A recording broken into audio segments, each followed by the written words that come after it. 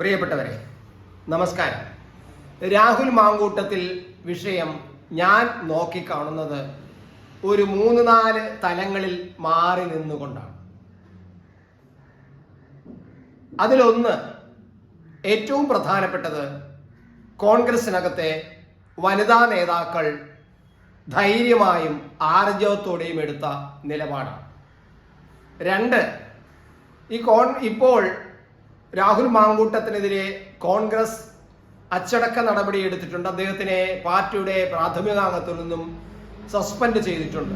ഇതൊരു ധീരമായ നടപടിയാണെന്നും മാതൃകാപരമായ നടപടിയാണെന്നും കേരളത്തിലെ മറ്റു ഒരു പാർട്ടിയും അത്തരം നടപടിയെടുക്കാൻ ധൈര്യം കാണിച്ചിട്ടില്ലെന്നും അങ്ങനെ കാണിച്ച ഒരു പാർട്ടിയാണ് കോൺഗ്രസ് എന്നും കോൺഗ്രസ് നേതാക്കൾ അവകാശപ്പെടുന്നുണ്ട്. അതിൽ കഴമ്പുണ്ടോ? ഇനി മൂന്നാമത്തത്, ഈ ധാർമ്മികത അവകാശപ്പെടാൻ ഇടതുപക്ഷങ്ങൾക്ക്, പ്രത്യേകിച്ച് CPM എന്നുള്ള പാർട്ടിക്ക് അർഹതയുണ്ടോ? 4, ഞാൻ നോക്കിക്കാണുന്നത്, പാലക്കാട് ഇനി ഒരു ഉപതെരഞ്ഞെടുപ്പ് വേണമോ? അതുകൊണ്ട് ആർക്ക് എന്താണ് പ്രയോജനം, ആർക്ക് എന്താണ് ദോഷമുള്ളത്? ഇങ്ങനെ വിവിധ ആംഗിളുകളിൽ നിന്നുകൊണ്ടാണ് ഞാൻ ഈ രാഹുൽ മാങ്കൂട്ടത്തിൽ വിഷയം ചർച്ച ചെയ്യാനും സംസാരിക്കാനും ആഗ്രഹിക്കുന്നത്. നിങ്ങൾ ദയവായി തുടരുക.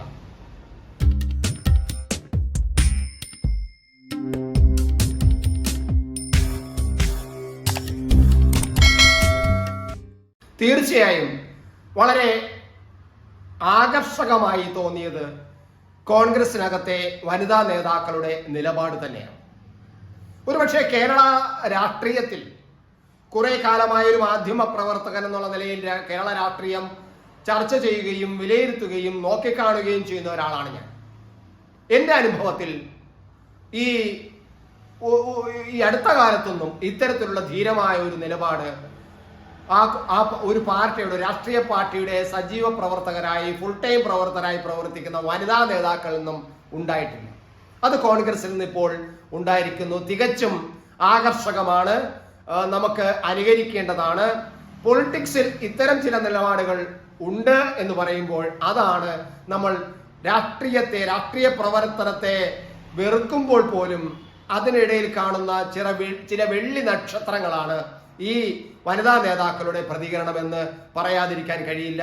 തീർച്ചയായിട്ടും ഈ രാഹുൽ മാങ്കൂട്ടത്തിൽ വിഷയത്തിൽ ധൈര്യമായി നിലപാടെടുത്ത, ആർജവത്തോടെ നിലപാടെടുത്ത ഉമാ തോമസ്, ഷാനിമോൾ ഉസ്മാൻ, പിന്നെ ഘടകകക്ഷിയായ UDF ഘടകകക്ഷിയായ KK രമ, ഇങ്ങനെ എടുത്തു പറയേണ്ടതാണ്. എന്നാൽ മറ്റു പല വനിതാ നേതാക്കളും അതിനോട് ചേർന്ന് നിൽക്കുന്ന നിലപാട് തന്നെയാണ് എടുത്തത്. ഇത് വളരെ മാതൃകാപരം തന്നെയാണ്, ആശ്വാസകരം തന്നെയാണ്. കേരള രാഷ്ട്രീയത്തിൽ ഇതൊരു വെള്ളി നക്ഷത്രം പോലെ തന്നെയാണ് നിൽക്കും. സ്വാഭാവികമായിട്ടും പുരുഷ മേധാവിത്വത്തിന് അടിമപ്പെട്ട് കഴിയുന്ന ഒരു വിഭാഗമാണ് അതാത് രാഷ്ട്രീയ പാർട്ടികളുടെ വനിതാ നേതാക്കൾ എന്നത് ഒരു പൊതുധാരണയല്ല. എന്നെ സംബന്ധിച്ചിടത്തോളം ഞാൻ ഈ രാഷ്ട്രീയ കാര്യങ്ങൾ മാധ്യമ പ്രവർത്തകൻ എന്ന നിലയിൽ കണ്ടുകൊണ്ടിരിക്കുന്നവൻ, വിലയിരുത്തിക്കൊണ്ടിരിക്കുന്ന നിലയിൽ നമ്മൾക്ക് അനുഭവപ്പെട്ടുള്ളത്, ഒരു രാഷ്ട്രീയ പാർട്ടിക്കും ഗോഡ് ഫാദർമാരില്ലാതെ ഒരു വനിതാ നേതാവിനും ഉയർന്നു വരാൻ കഴിയില്ല എന്ന അനുഭവം തന്നെയാണ്. അത് പല ആൾക്കാരും സങ്കടത്തോടെ പറയുന്നതും നമ്മൾ കണ്ടിട്ടുണ്ട്. ഈ ഗോഡ് ഫാദർമാരുടെ ശല്യം കാരണം രാഷ്ട്രീയ പ്രവർത്തനം നിർത്തേണ്ടി വരുന്നു എന്നതുപോലും പല വനിതാ നേതാക്കളും പറയും നമ്മൾ കേട്ടിട്ടുണ്ട്. അങ്ങനെ ഈ ഗോഡ് ഫാദർമാരായി വരാൻ തയ്യാറായി നിൽക്കുന്നവരെ ആട്ടിപ്പായിക്കുന്ന, അവരുടെ ലക്ഷ്യം മറ്റു പലതുമാണ്. അങ്ങനെ ഗോഡ് ഫാദറുമായി നിൽക്കാൻ വരുന്ന, ആട്ടിപ്പായിക്കുന്ന വനിതാ നേതാക്കൾ ആ രാഷ്ട്രീയ പാർട്ടിയിൽ നിന്ന് പോലും ഇല്ലാതാകുന്ന അവസ്ഥയും നമ്മൾ കണ്ടിട്ടുള്ളത്. അതാണ് പ്രധാനമായിട്ടും നമ്മൾ കണ്ടിട്ടുള്ളതാണ്.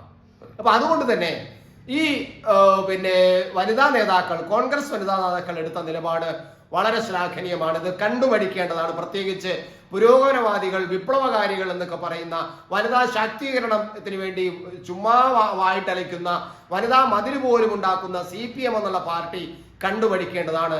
CPM-നകത്തുള്ള കുറെ ടീച്ചർമാരുണ്ടല്ലോ വനിതാ നേതാക്കളായിട്ട്, മഹിളാ സംഘത്തിന്റെയും മഹിളാ ഫെഡറേഷന്റെയും അതുപോലെ അധികാരത്തിലും ഒക്കെ വന്നിട്ടുള്ള MP ആയിട്ടും MLA ആയിട്ടും മന്ത്രിമാരായിട്ടും വന്നിട്ടുള്ള കുറെ ടീച്ചർമാരുണ്ട്. അതുപോലെ തന്നെ വനിതാ കമ്മീഷൻ അംഗങ്ങളായിട്ട് വന്നവരുണ്ട്. അങ്ങനെ പല വലിയ നേതാക്കളുമുണ്ട്. ഇവരാരും തന്നെ പറയാൻ ധൈര്യം കാണിക്കാത്ത നിലപാടെടുത്ത ഈ കോൺഗ്രസ് വനിതാ നേതാക്കൾക്ക് ഒരു പ്രത്യേക അഭിനന്ദനം തന്നെ നൽകേണ്ടതുണ്ട് എന്നതാണ് എൻ്റെ വിലയിരുത്തൽ. ഇനി കോൺഗ്രസ് പറയുന്ന ഒരു മാതൃകാ പ്രവർത്തനമുണ്ടല്ലോ, അതായത് ഞങ്ങൾ ഒരു രാഷ്ട്രീയ പാർട്ടിയും കേരളത്തിലെ ഒരു രാഷ്ട്രീയ പാർട്ടിയും എടുക്കാത്ത തീരുമാനമാണ് കോൺഗ്രസ് എടുത്തിരിക്കുന്നത്. രാഹുൽ മാങ്കൂട്ടത്തെ ധൈര്യമായിട്ട് ഞങ്ങൾ കഴിയുന്നു. ഇങ്ങനെ ഒരു ചെറുപ്പക്കാരനെ മുന്നോട്ട് വെച്ചുകൊണ്ട്, ഞങ്ങളുടെ ഉശിരുള്ള ചെറുപ്പക്കാരനാണ്, പാർട്ടി കെട്ടിക്കെടുക്കുന്നതിൽ വളരെ ഉശിര് കാണിച്ച ചെറുപ്പക്കാരനാണ്, അതൊക്കെ സമ്മതിക്കുന്നെങ്കിൽ പോലും കേരളത്തിലെ വനിതകളെ ഉപദ്രവിക്കുന്ന വനിതകൾ പറഞ്ഞ ചില ആരോപണങ്ങൾ, പരാതികളൊന്നും തന്നെ രേഖാമൂലം ഞങ്ങൾ കിട്ടിയില്ലെങ്കിൽ പോലും ചില ആരോപണങ്ങൾ ഉയർന്നതിന്റെ ഭാഗമായിട്ട് ഞങ്ങൾ മാതൃകാപരമായ അയാളെ ശിക്ഷിക്കുന്നു, പാർട്ടി നടപടിയെടുക്കുന്നു. ആദ്യം അയാളെ യൂത്ത് കോൺഗ്രസ് പ്രസിഡന്റ് സ്ഥാനത്തിന് നീക്കി, പിന്നീട് അദ്ദേഹത്തിനെ പാർട്ടി അങ്ങോട്ടൊന്നും പോലും നീക്കുന്ന ഒരു മാതൃകാ തീരുമാനമാണ് എടുത്തിരിക്കുന്നത്. ഇത് കേരളത്തിൽ ഏതെങ്കിലും രാഷ്ട്രീയ പാർട്ടികൾ ചെയ്തിട്ടുണ്ടോ എന്ന് കോൺഗ്രസ് ചോദിക്കുന്നു. തീർച്ചയായിട്ടും ആ ചോദ്യം വളരെ പ്രസക്തം തന്നെയാണ്. അതായത് ഞാൻ നേരത്തെ പറഞ്ഞ വിപ്ലവകാരികൾ എന്ന് പറയുന്ന, പുരോഗമനവാദികൾ എന്ന് പറയുന്ന CPM-ന് കണ്ടിട്ട് അതിൽ നിന്നും ഒലിച്ചുപോയ ഒരു മൂല്യമാണ് ഈ ഒരു മൂല്യം എന്ന് പറയുന്നത്.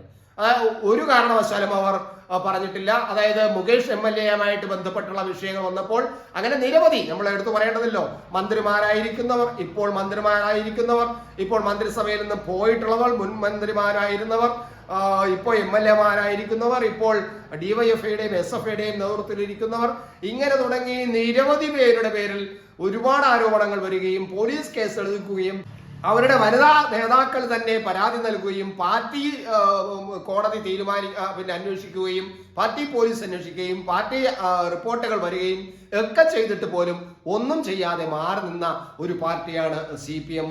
അവർക്ക് എതിരായിട്ട് നടപടിയെടുക്കണമെന്ന് ആർജവത്തോടെയോ ധൈര്യമായോ പറയാൻ ധൈര്യമില്ലാത്ത ഒരു വനിതാ നേതാക്കളാണ് ആ പാർട്ടിക്കകത്തുള്ളത്. അതുകൊണ്ട് തന്നെ കോൺഗ്രസ് പറയുന്ന അഭിപ്രായത്തിന് പ്രസക്തിയുണ്ട്. അവര് പറയുന്നത് ശരി തന്നെയാണ്. അവർ പറയുന്നു ആരെങ്കിലും ഇങ്ങനെ ഒരു തീരുമാനം എടുത്തിട്ടുണ്ടോ എന്നത് ചോദ്യം തന്നെയാണ്. മറുപടി പറയേണ്ടത് ഇവിടുത്തെ CPM-ഉം അതുപോലെ ഇടതുപക്ഷങ്ങളുമാണ്. അതൊന്ന്. രണ്ട്, കോൺഗ്രസ് അങ്ങനെ ഒരു അവകാശവാദം ഉന്നയിക്കുമ്പോൾ പക്ഷേ ഇപ്പോഴും അയാൾ MLA സ്ഥാനത്ത് തുടരുന്നത് ഒരു സാങ്കേതികമായിട്ടാണ് ശരിയാണെങ്കിൽ പോലും അത് ശരിയാണോ? ധാർമ്മികതയുണ്ടോ? അദ്ദേഹത്തിനെ ഒരു പാലക്കാട് അദ്ദേഹം പാർട്ടിയിൽ നിന്നും നിങ്ങൾ പുറത്താക്കിയിരിക്കുന്നു, പാർട്ടി അംഗത്വത്തിൽ നിന്ന് പോലും പുറത്താക്കിയിരിക്കുന്നു. ഇനി നിങ്ങൾക്ക് പാർട്ടി നിയന്ത്രണം അദ്ദേഹത്തിന് മേലില്ല. അപ്പൊ അദ്ദേഹം എന്ത് പ്രവർത്തനങ്ങൾ ചെയ്താലും അത് പാർട്ടിക്ക് ബാധിക്കുന്നതല്ല നിങ്ങൾക്ക് പറയാമെങ്കിൽ പോലും അത് നിങ്ങളുടെ പ്രതിനിധിയായിട്ട് മത്സരിച്ച ആളല്ലേ ഈ രാഹുൽ മാങ്കൂട്ടത്തിൽ എന്നുള്ളത്. അപ്പോൾ ആ മണ്ഡലത്തിൽ, പാലക്കാട് മണ്ഡലം നിങ്ങൾ തന്നെ വരുത്തി വെച്ച ഉപതെരഞ്ഞെടുപ്പാണ്. ആ ഉപതെരഞ്ഞെടുപ്പ് ജനങ്ങൾ അംഗീകരിക്കുകയും നിങ്ങളെ തന്നെ വീണ്ടും അംഗീകരിക്കുകയും ചെയ്തിട്ടും വീണ്ടും നിങ്ങൾ അവരെ ഉപദ്രവിക്കുകയാണ്. അവിടെ ഇപ്പോൾ MLA ഇല്ലാത്ത അവസ്ഥയാണ്, പാർട്ടിക്ക് MLA ഇല്ലാത്ത അവസ്ഥയാണ്. അവിടെ MLA സാങ്കേതികമായിട്ടുണ്ടെങ്കിൽ പോലും ഒരു പാർട്ടിക്ക് ഒരു പ്രതിനിധി അവിടെ ഇല്ലാത്ത അവസ്ഥയാണ്. അത് ഉണ്ടാക്കി വെച്ചത് നിങ്ങൾ തന്നെയാണ്. അപ്പൊ അതിന് ചില മറുപടികൾ ജനങ്ങളുടെ മുന്നിൽ നിങ്ങൾക്ക് പറയേണ്ടി വരും എന്നത് മാത്രമാണ് അതിനെക്കുറിച്ച് പറയാനുള്ളത്. പിന്നെ CPM-ന് ധാർമ്മികതയുണ്ടോ എന്ന് ചോദിച്ചാൽ തരമ്പ് പോലും ധാർമ്മികത ഈ വിഷയത്തിലില്ല. ഇതേപോലുള്ള ആവശ്യം നേരത്തെ ഞാൻ പറഞ്ഞു, മുകേഷിന്റെ കാര്യം വന്നപ്പോൾ പാർട്ടി സെക്രട്ടറി പറഞ്ഞത് ഇയാളുടെ പേരിൽ ആരോപണങ്ങൾ മാത്രമല്ലേ ഉള്ളൂ, അഥവാ കേസ് ഉണ്ടെങ്കിൽ പോലും അദ്ദേഹം രാജിവെച്ചു കഴിഞ്ഞാൽ, MLA സ്ഥാനം രാജിവെച്ചു കഴിഞ്ഞാൽ അദ്ദേഹം കുറ്റക്കാരനല്ലെന്ന് കോടതി കണ്ടെത്തി കഴിഞ്ഞാൽ MLA സ്ഥാനം തിരിച്ചു കൊടുക്കുമോ, അതിനുള്ള സംവിധാനമുണ്ടോ എന്നാണ് പാർട്ടി സെക്രട്ടറി ചോദിച്ചത്. വനിതാ നേതാക്കളും ഏകദേശം അതേ തരത്തിൽ തന്നെയാണ് അഭിപ്രായങ്ങൾ പറയുന്നത്. അതുകൊണ്ട് തന്നെ ഈ രാഹുൽ മാങ്കൂട്ടത്തിൽ രാജിവെക്കണമെന്ന് പറഞ്ഞപ്പോൾ DYFI പിള്ളേരും അതുപോലെ SFI പിള്ളേരും പിന്നെ കുറച്ച് CPM-കാരും പോസ്റ്റ് ഒട്ടിക്കുകയും പ്രകടനം നടത്തുകയും ചെയ്യുന്നത് അതെല്ലാം വെറും ഭോഷ്കാണ്. നിങ്ങളുടെ കാലത്തിൽ നിങ്ങളുടെ നേതാക്കൾ, നിങ്ങളുടെ SFIയുടെ നേതാവ് ആർഷവ് പോലും ആരോപണം ഉന്നയിച്ച PK ശശിയുടെ വിഷയം ഇപ്പോൾ എവിടെ നിൽക്കുന്നു? വെറും ഒരു ബ്രാഞ്ച് മെമ്പറായ ഒരു വ്യക്തി ഒരു വലിയ സ്ഥാപനത്തിന്റെ ചെയർമാനായിരിക്കുന്നു. ഇതൊക്കെ നാട്ടു നടപ്പുള്ളതാണോ? ഇതൊക്കെ ഈ കീഴ്വഴക്കങ്ങളെല്ലാം ലംഘിച്ച നിങ്ങൾ എങ്ങനെയാണ് ഈ രാഹുൽ മാങ്കൂട്ടത്തിനും അതുപോലെ VD സതീശനുമെതിരായിട്ട് നിങ്ങൾക്ക് സമരം ചെയ്യാൻ കഴിയുന്നത്, പോസ്റ്റ് ഒട്ടിക്കാൻ കഴിയുന്നത്? തികച്ചും ഭോഷ്കാണെന്ന് കേരള ജനത വിലയിരുത്തുന്നുണ്ട് എന്ന് തന്നെയാണ്. ഇനി നമ്മൾ അവസാനം സംസാരിക്കേണ്ടത് പിന്നെ ഇവിടെ ഒരു ഉപതെരഞ്ഞെടുപ്പ് വേണമോ, പാലക്കാട് മണ്ഡലത്തിൽ വീണ്ടും ഒരു ഉപതെരഞ്ഞെടുപ്പ് അടിച്ചേൽപ്പിക്കണമോ എന്നതാണ്. ധാർമ്മികമായിട്ട് ഇത്തരം കുറ്റങ്ങൾ ചെയ്തു എന്ന് പാർട്ടി തന്നെ സമ്മതിച്ചിരിക്കുന്ന അവസ്ഥയിൽ, സ്വന്തം പാർട്ടി തന്നെ അയാൾ കുറ്റക്കാരനാണെന്ന് വിധിച്ചിരിക്കുന്നു. കാരണം അതുകൊണ്ടാണല്ലോ അദ്ദേഹത്തിനെതിരായിട്ട് നടപടിയെടുത്തിരിക്കുന്നതും പാർട്ടിയിൽ നിന്ന് പുറത്താക്കിയിരിക്കുന്നതും. അതുകൊണ്ട് തന്നെ അവിടെ ഒരു ഉപതെരഞ്ഞെടുപ്പ് വരികയും ഇയാൾ രാജിവെക്കുകയും ഒരു പുതിയ തെരഞ്ഞെടുപ്പ് അവിടെ നടക്കുകയും ചെയ്യേണ്ടതാണ് ശരി എന്നത്. പക്ഷേ ഇനി നമ്മൾക്ക് എടുത്തു പറയേണ്ട കാര്യം, അവിടെ ഇനിയൊരു പിന്നെ ഉപതെരഞ്ഞെടുപ്പ് ജനങ്ങളുടെ മുന്നിൽ അടിച്ചേൽപ്പിക്കുന്നത് നീതികരമല്ല എന്നതാണ്. അതൊരു വളരെ ദ്രോഹകരമാണ് എന്ന് വേണമെങ്കിൽ നമുക്ക് പറയാം. നിയമപരമായിട്ടൊക്കെ നോക്കുമ്പോൾ ഇനി രാജിവെച്ച് കഴിഞ്ഞാൽ തീർച്ചയായിട്ടും ഉപതെരഞ്ഞെടുപ്പ് നടന്നേ പറ്റൂ. കാരണം കോൺഗ്രസ് നിയമ ഉപദേശങ്ങൾ തേടിയതാണ്. അതനുസരിച്ച് കോൺഗ്രസിന് കിട്ടിയ വിവരം, അവർക്ക് കിട്ടിയ ഉപദേശം എന്ന് പറയുന്നത് രാജിവെച്ച് കഴിഞ്ഞാൽ ഉപതെരഞ്ഞെടുപ്പ് വരുമെന്നാണ്. എന്നാൽ ഒക്ടോബർ മാസം കഴിഞ്ഞു കഴിഞ്ഞാൽ, ഇനിയിപ്പോ സെപ്റ്റംബർ ഒക്ടോബർ 2 മാസമേ ഉള്ളൂ, 2 മാസം കഴിഞ്ഞിട്ടാണ് ഈ സംഭവം ഉയർന്നു വന്നിരുന്നുവെങ്കിൽ അപ്പോൾ ധൈര്യമായിട്ടും രാജിവെക്കാമായിരുന്നു. അതൊരു വലിയൊരു മാതൃകയായിട്ട് കാണിക്കാമായിരുന്നു. പക്ഷേ ഇപ്പോൾ രാജിവെച്ച് കഴിഞ്ഞാൽ 6 മാസത്തിൽ കൂടുതലുണ്ട്. കാരണം ഇനി 8 മാസത്തിലധികമുണ്ട് നമ്മുടെ അടുത്ത പൊതു തെരഞ്ഞെടുപ്പ് നടക്കാൻ. ഏപ്രിൽ മാസം അവസാനമായിരിക്കും. കഴിഞ്ഞ പ്രാവശ്യം ഏപ്രിൽ മാസത്തിലാണ് തെരഞ്ഞെടുപ്പ് നടന്നത്. നിയമസഭയിലേക്കുള്ള തെരഞ്ഞെടുപ്പ് നടന്നത് 2021 ഏപ്രിലാണ്. അപ്പൊ ഇനി 2026 ഏപ്രിൽ അത്തരത്തിലുള്ള ഒരു തെരഞ്ഞെടുപ്പ് നടക്കേണ്ടതാണ്. അപ്പോൾ സ്വാഭാവികമായിട്ട് ഇനി 8 മാസത്തിലധികമുണ്ട്. അപ്പോൾ ഇപ്പൊ രാജിവെക്കുകയാണെങ്കിൽ ഒരു ഉപതെരഞ്ഞെടുപ്പ് വരും. ഉപതെരഞ്ഞെടുപ്പ് വന്നു കഴിഞ്ഞാൽ വീണ്ടും ഒരു കട്ടിച്ചൊരു പിന്നെ 7-7.5 മാസത്തേക്ക് ഒരു MLA എന്ന് പറഞ്ഞാൽ അത് വലിയ ബുദ്ധിമുട്ടുള്ളതാണ്. അവിടെ തെരഞ്ഞെടുപ്പിന് ഒരുപാട് പ്രയത്നങ്ങൾ നടത്തേണ്ടി വരും. അതുപോലെ തന്നെ കോൺഗ്രസിന് അത്ര ധൈര്യവുമില്ല ഇനി ഒരു ഉപതെരഞ്ഞെടുപ്പിനെ നേരിടാൻ എന്നുള്ളതും യാഥാർത്ഥ്യം തന്നെയാണ്. എന്തായാലും ഒരു കാര്യം സത്യമാണ്, അവിടെ പിന്നെ ഉപതെരഞ്ഞെടുപ്പ് വന്നു കഴിഞ്ഞാൽ BJP വിജയിക്കും എന്നത് പരമപ്രധാനം തന്നെയാണ്. BJP വിജയിക്കാൻ വേണ്ടിയിട്ടുള്ള ഒരു മാർഗം തുറക്കണമോ എന്നതാണ് ഇപ്പോൾ പിന്നെ കോൺഗ്രസിന്റെ ഒരു പിന്നെ ചോദ്യം, അവരുടെ സംശയം. അത് അവർക്ക് അറിയാം. പക്ഷേ CPM അതുകൊണ്ട് തന്നെയാണ് തന്ത്രപരമായി മൗനം പാലിക്കുകയാണ്. ഉപതെരഞ്ഞെടുപ്പ് വേണോ വേണ്ടത്, MLA രാജിവെക്കണം, MLA സ്ഥാനം രാജിവെക്കണമെന്ന് ഒരു പറയുന്നതേ ഉള്ളൂ. പക്ഷെ അവർക്കും ഉപതെരഞ്ഞെടുപ്പിനെ നേരിടാനുള്ള ഭയമുണ്ട്. ഉപതെരഞ്ഞെടുപ്പ് വന്നു കഴിഞ്ഞാൽ എന്ത് സംഭവിക്കുമെന്ന് അവർക്കും വ്യക്തമായിട്ട് അറിയാം. അതുകൊണ്ട് തന്നെ അവരൊരു ഉപതെരഞ്ഞെടുപ്പിനെ CPM അംഗീകരിക്കുന്നില്ല, LDF മനസ്സുകൊണ്ട് അംഗീകരിക്കുന്നില്ല. അവർ പിന്നെ പിള്ളേരെ കൊണ്ട് ഇറക്കി പോസ്റ്റ് ഇടിക്കുകയും സമരം നടത്തുകയും പ്രകടനം നടത്തുകയും ഒക്കെ ചെയ്യും. പക്ഷേ CPM-നെ സംബന്ധിച്ചിടത്തോളം ഇനിയൊരു ഉപതെരഞ്ഞെടുപ്പ് അവിടെ വേണ്ട എന്നുള്ള ഒരു മനസ്സിലിരിപ്പ് തന്നെയാണുള്ളത്. അതുകൊണ്ട് തന്നെ ഞാൻ എൻ്റെ വ്യക്തിപരമായ ഒരു നിലപാട് പറയാം. ഇനി ഒരു 2 അല്ലെങ്കിൽ ഒരു 5-6 മാസത്തേക്ക് വേണ്ടിയിട്ട് ഒരു MLA-ക്ക് വേണ്ടിയിട്ട് ഒരു ഉപതെരഞ്ഞെടുപ്പ് വേണ്ട. അവിടെ രാഹുൽ മാങ്കൂട്ടത്തിൽ ഇപ്പോൾ MLA എന്നുള്ള നിലയിൽ അയാളെ MLA ആയിട്ട് അവിടെ ഇനി പ്രവേശിപ്പിക്കില്ലായിരിക്കും, സമരങ്ങൾ നടത്തുമായിരിക്കും. അദ്ദേഹത്തിന് സർക്കാർ ഒഫീഷ്യൽ പരിപാടിയിൽ പങ്കെടുപ്പിക്കാതിരിക്കാൻ പറ്റില്ല. പക്ഷേ കോൺഗ്രസ് പാർട്ടി നടത്തുന്ന പിന്നെ ഒഫീഷ്യൽ പരിപാടികളിലൊന്നും തന്നെ നമ്മുടെ ഈ മാങ്കൂട്ടത്തിനെ പിന്നെ വിളിക്കാൻ അവർക്ക് കഴിയില്ല. കാരണം ഒരു പാർട്ടിയിൽ നിന്നും സസ്പെൻഡ് ചെയ്ത് കഴിഞ്ഞ ആളാണ്. എന്നാൽ സർക്കാർ പരിപാടികളിൽ MLA എന്നുള്ള നിലയിൽ രാഹുൽ മാങ്കൂട്ടത്തിനെ വിളിക്കാതിരിക്കാനും കഴിയില്ല. അങ്ങനെ സാങ്കേതികമായി വിളിച്ചാൽ പോലും അവിടെ പിന്നെ സർക്കാർ പ്രതിനിധികൾ തന്നെ, അതായത് സർക്കാരിന്റെ പാർട്ടിയിൽപ്പെട്ടവർ തന്നെ ശക്തമായി പ്രതിഷേധം നടത്താനും BJP പ്രതിഷേധം നടത്താനും സാധ്യതയുണ്ട്. അതൊക്കെ ഇനി നമ്മൾ കാണാൻ പോകുന്ന പൂരങ്ങളാണ്. അത്തരം കലാപരിപാടികളെല്ലാം ധാരാളം ഇനിയിപ്പോൾ പിന്നെ ഈ പാലക്കാട് മണ്ഡലത്തിൽ നടക്കാൻ സാധ്യതയുണ്ട്. കാരണം അടുത്തു വരുന്ന തെരഞ്ഞെടുപ്പിൽ വിജയം നേടുക എന്നുള്ളത് എല്ലാ 3 രാഷ്ട്രീയ മുന്നണികളുടെയും ലക്ഷ്യമായിരിക്കും. അതുകൊണ്ട് തന്നെ അവിടെ പലതും നടക്കും. എന്നാൽ ഉപതെരഞ്ഞെടുപ്പ് ഒഴിവാക്കിയത് കോൺഗ്രസിന്റെ ഒരു വ്യക്തമായ നിലപാടായിരുന്നു. പക്ഷെ കോൺഗ്രസിന് ഒരു ചെറിയ അബദ്ധം പറ്റി കഴിഞ്ഞു എന്നാണ് എനിക്ക് തോന്നുന്നത്. രാഹുൽ മാങ്കൂട്ടത്തിനോട് രാജിവെക്കാൻ കോൺഗ്രസ് തീരുമാനമെടുത്ത് ആവശ്യപ്പെടണമായിരുന്നു.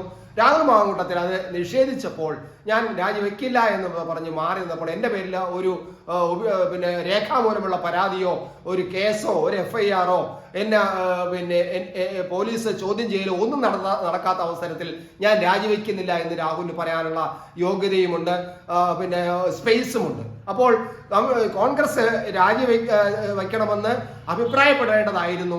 അത് ജനങ്ങളുടെ മുന്നിൽ ഞങ്ങൾ കോൺഗ്രസിന് പിന്നെ അയാളെ കൈയൊഴിഞ്ഞിരിക്കുകയാണ്, ചേർത്ത് പിടിച്ചില്ല, CPM-നെ പോലെ ഞങ്ങൾ ചേർത്ത് പിടിച്ചില്ല, ഞങ്ങൾ രാജിവെക്കാൻ തന്നെയാണ് പറഞ്ഞത്. പക്ഷേ അയാൾ രാജിവെച്ചില്ല, അയാൾ സന്നദ്ധ പ്രകടിപ്പിച്ചില്ല, അയാൾ അയാളുടെ ചില ന്യായങ്ങൾ പറയുന്നു, അതുകൊണ്ട് അയാളെ ഞങ്ങൾ പാർട്ടിയിൽ നിന്നും പുറത്താക്കുന്നു എന്ന് പറഞ്ഞിരുന്നുവെങ്കിൽ കോൺഗ്രസിന് വലിയ മൈലേജ് കിട്ടുമായിരുന്നു. പക്ഷെ ആ ഒരു ബുദ്ധി കാണിക്കാൻ കോൺഗ്രസ് കാണിച്ചിട്ടില്ല എന്നതും ഇവിടെ നമ്മൾ കാണേണ്ടതാണ്. എന്തായാലും ഒരു ഉപതെരഞ്ഞെടുപ്പ് തെരഞ്ഞെടുപ്പ് ഒഴിവാക്കിയത് നല്ലത് തന്നെ എന്ന ഒരു നിലപാട് തന്നെയാണ് എനിക്കുള്ളത്.